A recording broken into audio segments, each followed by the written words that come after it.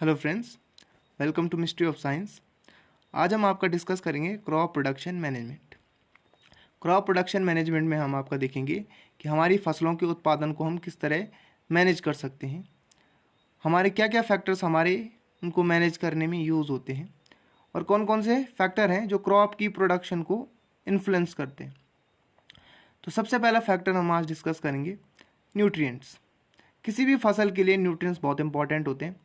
उसकी ग्रोथ और हमारी जो क्रॉप का जो प्रोडक्शन होता है, जो सीड होता है हमारा, उसके लिए, उसके प्रोडक्शन के लिए बहुत इंपॉर्टेंट होते हैं आपके न्यूट्रिएंट्स। तो सबसे पहला पॉइंट आपका nutrient management. Nutrient supplied to plants by soil, water and air. ये आपके तीन फैक्टर हैं जो बहुत इंपॉर्टेंट होते हैं किसी भी प्लांट की सर्वाइवेंस के लिए और उसकी ग्रोथ के लिए।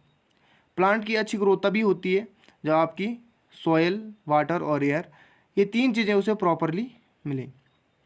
उसके बाद आपके सॉइल के अंदर आपके कुछ इंपॉर्टेंट आपके मिनरल्स आते हैं।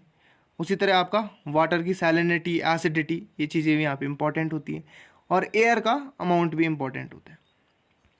तो ये तीन फैक्टर आपके बहुत इंपॉर्टेंट होते हैं हमारे। अब हम आपका इसको आगे डिस्कस करते हैं। तो देखिए आगे आपका there are 16 nutrients essential for the plant. देखिए हमारे टोटल जो 16 न्यूट्रिएंट्स होते हैं जो किसी भी क्रॉप के लिए या किसी भी प्लांट के लिए बहुत इंपॉर्टेंट होते हैं। अगर इन 16 में से आपका कोई भी न्यूट्रिएंट आपका अब्सेंट हो जाए तो प्लांट की जो प्रोडक्शन, आपकी ग्रोथ होती है या फिर आपका जो प्रोडक्शन होता है, उसके जो लास्ट आपको जो रिजल्ट मिलेगा, उसको रिजल्ट में हमें क्या मिलती है? कमी मिलती है। जो हमारा प्रोडक्शन होता है उस पर कहीं ना कहीं आपका बुरा अफेक्ट पड़ता है। उसके बाद आपका air supplies carbon dioxide and oxygen. आपकी जो हवा होती है वो आपका कार्बन डाइऑक्साइड और ऑक्सीजन देती है और ये दोनों गैसेस आपकी प्लांट की ग्रोथ के लिए बहुत इंपॉर्टेंट है। यानी कि रेस्पिरेशन की अगर मैं बात करूँ तो प्लांट का जो रेस्पिरेशन होता है वो इन्हीं दोनों पे आपका, इन्हीं दो गैसेस पे आपका डिपेंड करता है। उसके बाद हमारे लिए भी यहाँ पे बहुत इंपॉर्टेंट चीज़ है कि जो ह्यूमंस होते हैं या फिर कोई भी एनिमल्स हैं, आपके जितने भी एनिमल्स हैं, उनके लिए जितनी भी आपकी जो ऑक्सीजन प्रोड्यूस होती है वो सारे हमारे प्लांट्स ही प्रोड्यूस करते हैं। और कार्बन डाइऑक्साइड जो एक्सेस अमाउंट में हमारे इन्वायरमेंट में होती है उसको भी वो कंजप्शन करते हैं। उसके बाद देखिए आपका hydrogen supplies by water. Hydrogen जो हमारे प्लांट को मिलती है वो वाटर के थ्रू मिलती है।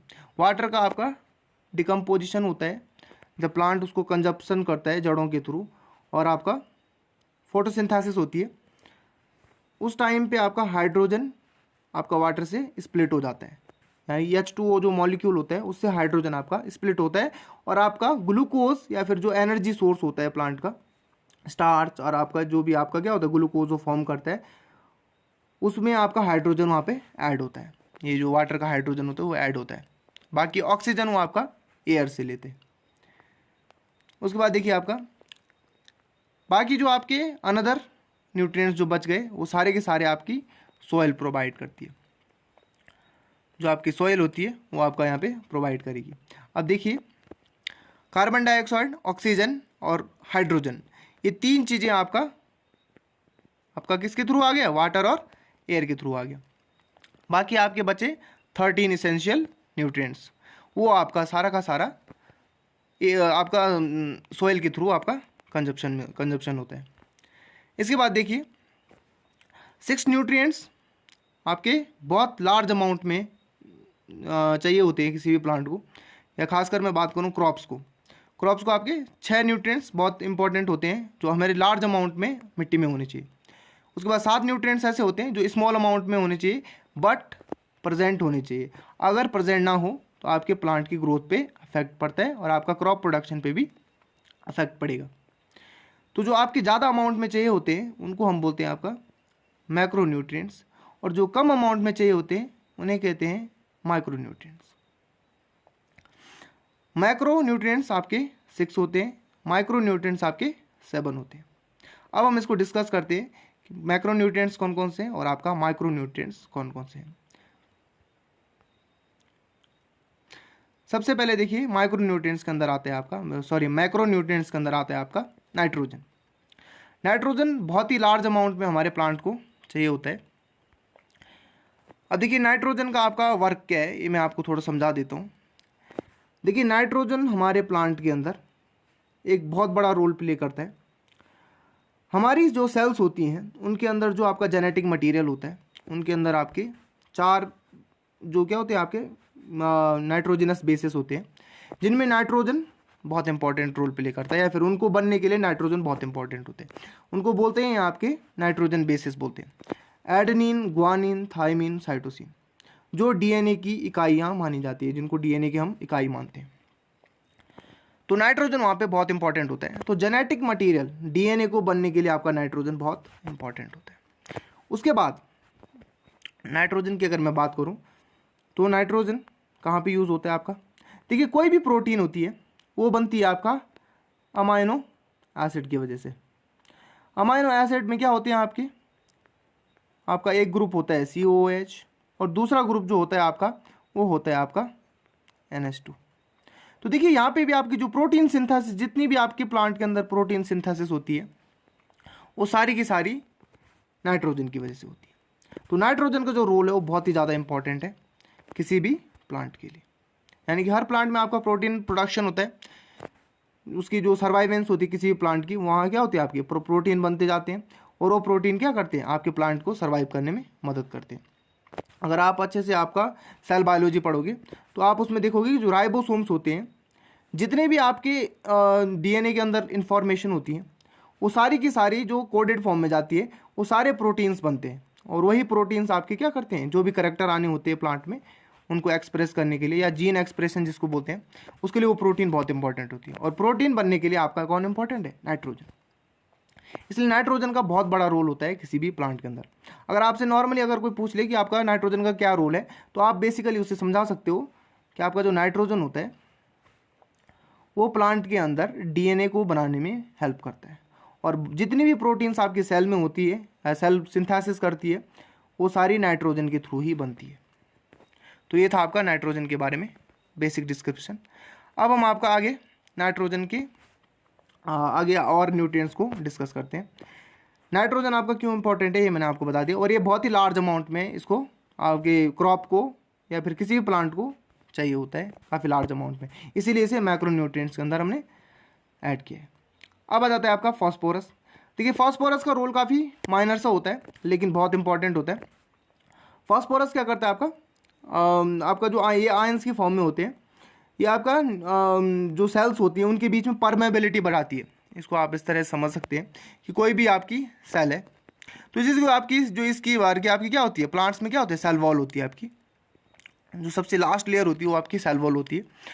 तो सेल वॉल के अंदर जब कोई क्या होता है न्यूट्रिएंट्स अंदर एंटर करता है या बाहर एंटर करता है, तो वहाँ पे परमेबिलिटी और आपकी बहुत सारी जो रिएक्शंस होती है उनमें आपका कैटलिस्ट का काम करती है। उत्प्रेरक आपने सुना होगा, जो आपकी रिएक्शन को क्या करता है, स्पीड देता है। तो फॉस्फोरस आपका वहाँ पे वर्क करता है। इनकी छोटे छोटे माइनर से वर्क है जो मैं आपको यहाँ पे ज़्यादा डिटेल में समझा नहीं सकता, लेकिन आप इतना समझ लीजिए कि फॉस्फोरस बहुत ज़्यादा इंपॉर्टेंट होता है, इसीलिए हमने इसको मैक्रो न्यूट्रिएंट्स के अंदर रखा, और ये लार्ज अमाउंट में आपके प्लांट्स को चाहिए होता है। इसके बाद आपका पोटेशियम। पोटेशियम भी आपका क्या करता है, सोडियम पोटेशियम पंप आप लोगों ने सुना होगा।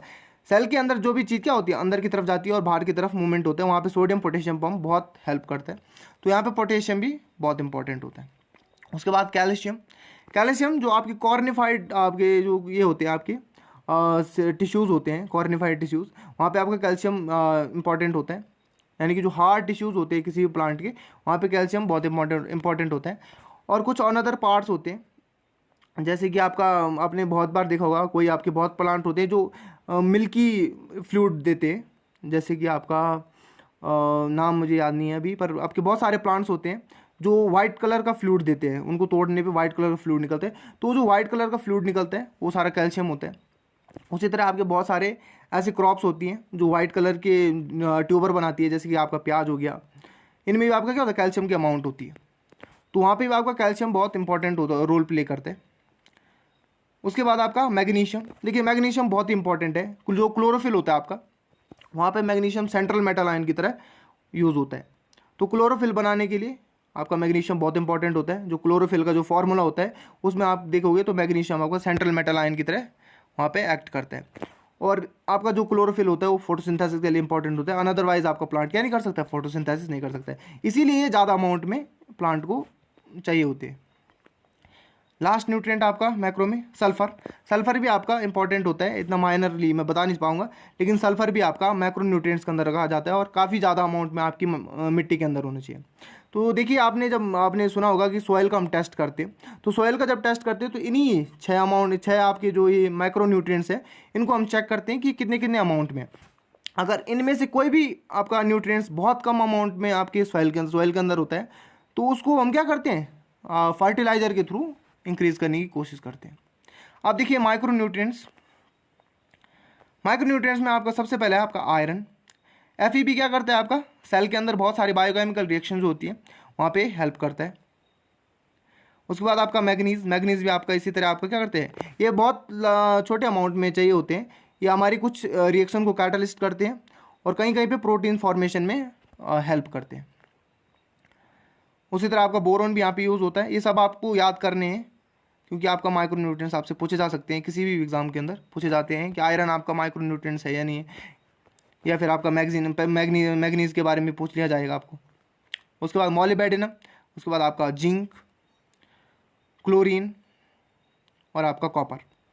तो ये आपके टोटल 7 जो हैं ये जो माइक्रोन्यूट्रिएंट्स हैं और ये बहुत ही इंपॉर्टेंट होते हैं किसी भी प्लांट की ग्रोथ के लिए। तो जो ये टोटल आपके 16 आपके न्यूट्रिएंट्स हो गए, इसके साथ आपके ये यहाँ पे आपके 6 आपके माइक्रो में आ गए और 7 आपके माइक्रो में आ गए, और बाकी आपका एक हो गया आपका कार्बन, एक आपका ऑक्सीजन और आपका हाइड्रोजन। ये आपको क्या मिलता है, एयर और वाटर के थ्रू मिल जाते हैं।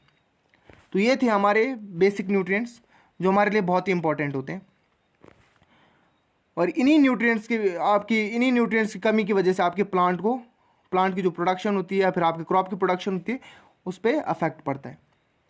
और जब ये सारे के सारे मैनेज होते हैं, हम इन सबको क्या कर देते हैं, मैनेज कर देते हैं बाय फर्टिलाइज़र, तो आपकी जो क्रॉप की प्रोडक्शन होती है वो बहुत ही अच्छी होती है। तो ये चीज़ मैं आपको समझाना चाहता था कि ये न्यूट्रिएंट्स आपके बहुत इंपॉर्टेंट होते हैं किसी भी क्रॉप की प्रोडक्शन के लिए। प्रोडक्शन तभी अच्छी होगी जब हमारे पास ये सारे न्यूट्रिएंट्स प्रेजेंट होंगे। Okay, thank you so much for watching my video. अगर आपको पसंद आते हैं तो लाइक कीजिए, शेयर कीजिए, सब्सक्राइब कीजिए। Thank you so much.